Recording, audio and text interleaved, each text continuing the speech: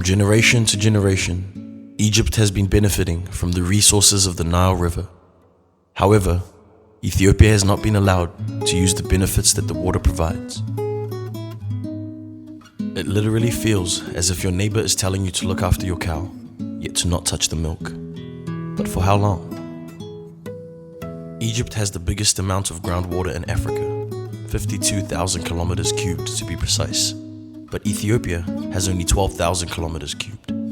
Egypt can live off their natural groundwater supply sustainably for over 900 years, according to their current usage ratio, which is 200 liters per person per day, while the average water supply in Ethiopia is 20 liters per person a day.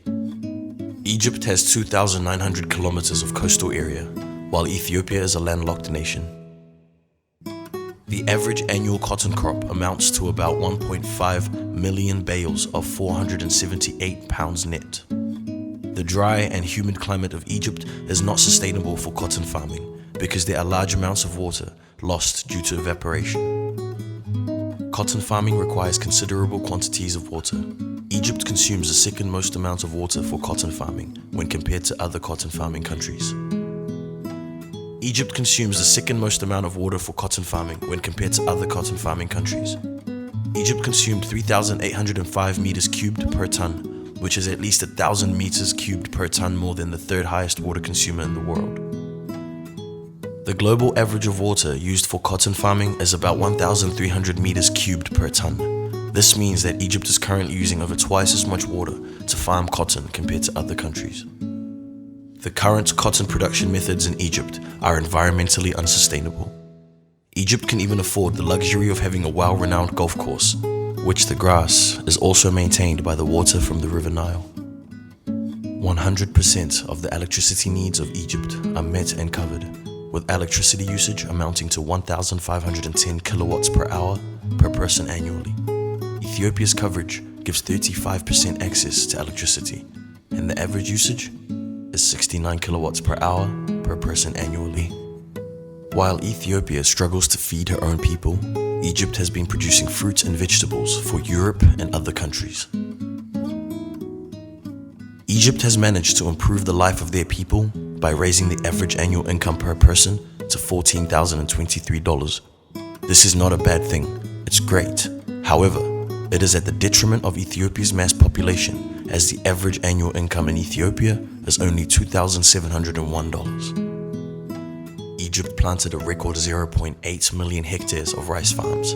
Egypt's agricultural sector remains one of the most productive in the world, despite the small area of pastures, arable land, and insufficient water supplies. Farmers do not have to pay for water used in irrigation. Did you know that there are many freshwater lakes in Egypt? Using water from the River Nile, Egypt has constructed many man-made lakes. In case you didn't know, just to name a few: Lake Nasir, Manzala Lake, Mariut Lake, Lake Bardawil, Lake Moiris or Karun Lake, Wadi Al Rayyan Lakes, Edko Lake, Toshka Lakes, Great Bitter Lake or Al Bahariyat Al Mura, Borolus Lake, Wadi El Natrun Lakes, and many more. So far, I have provided facts and statistics to show the disproportionate distribution of the benefits of the River Nile between Egypt and neighboring countries. Now, I want to share with you something called the Toshka Project.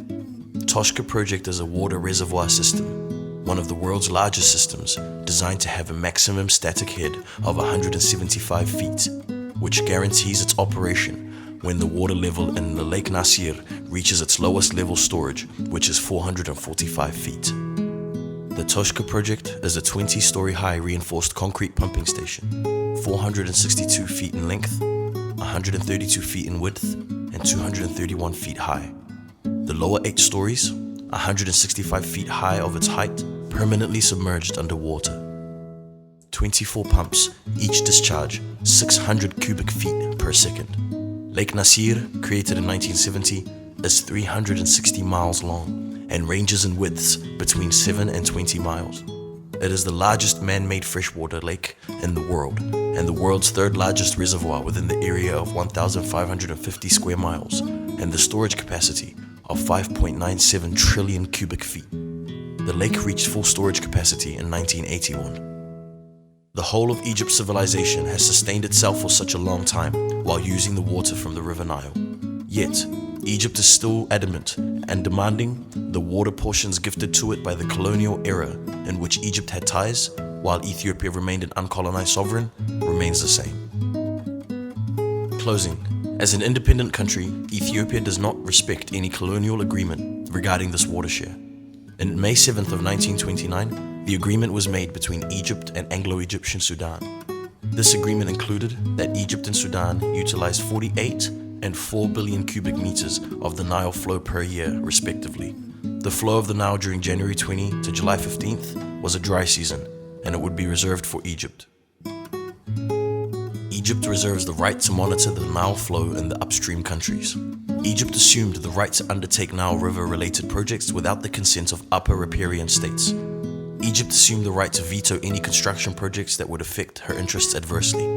In effect, this agreement gave Egypt complete control over the Nile during the dry season, when water is most needed for agricultural irrigation. It also severely limits the amount of water allotted Sudan and provides no water to any of the other riparian states. The 1959 Nile Waters Agreement between Sudan and Egypt for full control utilization of the Nile waters include this. The controversy on the quantity of average annual Nile flow was settled and agreed to be about 84 billion cubic meters measured at Aswan High Dam in Egypt. The agreement allowed the entire average annual flow of the Nile to be shared among the Sudan and Egypt at 18.5 and 55.5 billion cubic meters respectively.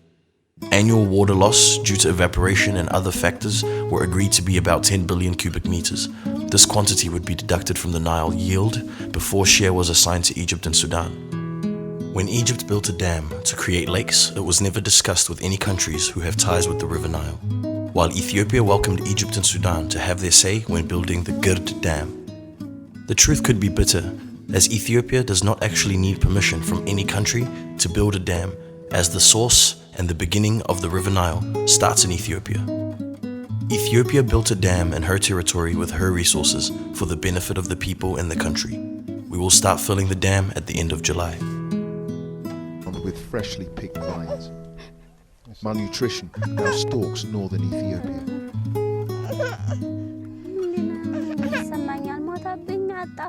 When he died, I felt I had lost everything. My family buried his body. Everyone is in hardship.